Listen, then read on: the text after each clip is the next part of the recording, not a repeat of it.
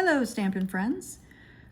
So I was working on my latest paper pumpkin this morning. It is so pretty. This is the July 2024 Painted Petals. And as I was doing this sentiment, I noticed that I needed to do a little bit of conditioning to the stamp. So I just want to share how to do that. And there are a couple ways to do it to get a nice print from your stamp.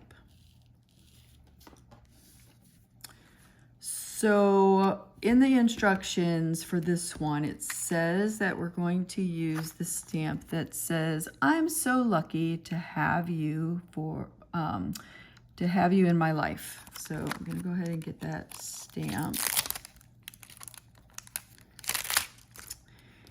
And I'm gonna get my foam mat. Now, if you don't have a foam mat, these are relatively inexpensive.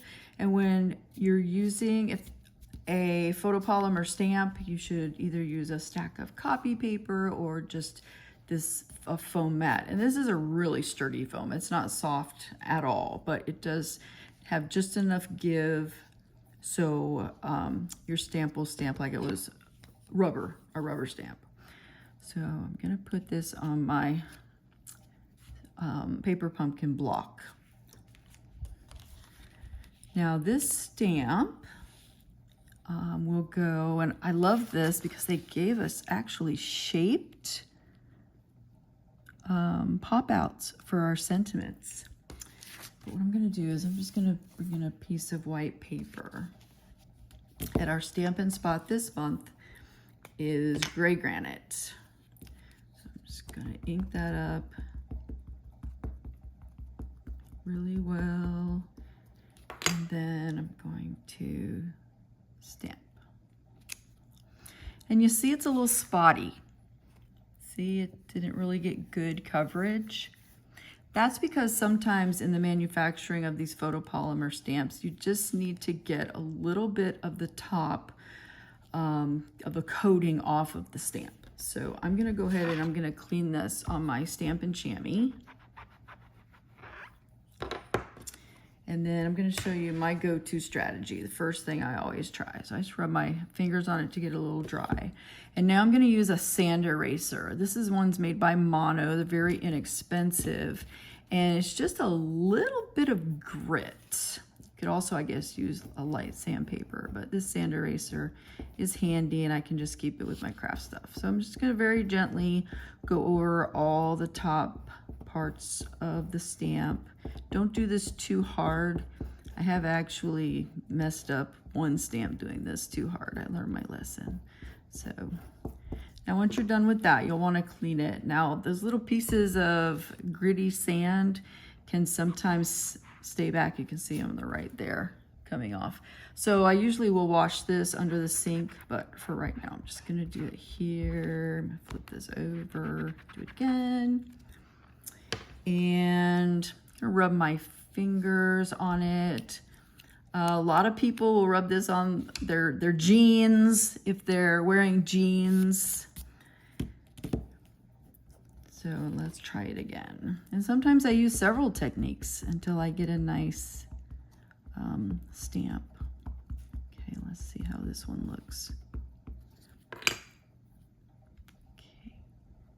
lucky to have you in my life. Okay, that one's much better. See, we got a lot better coverage. Look at that U, Y-O-U. That looks really good. Another method that you can also use is to use Versamark ink. So Versamark ink is a watermark ink. It's very sticky. You use it when you're doing heat embossing, or if you need your ink to stay kind of wet because you're gonna be sprinkling some kind of powder on it, some kind of shimmer powder, so that it has something to stick to. But I'm just going to tap my stamp in that sticky watermark ink. And then I'm going to wipe it on my Stampin' Chamois, which is just the greatest invention.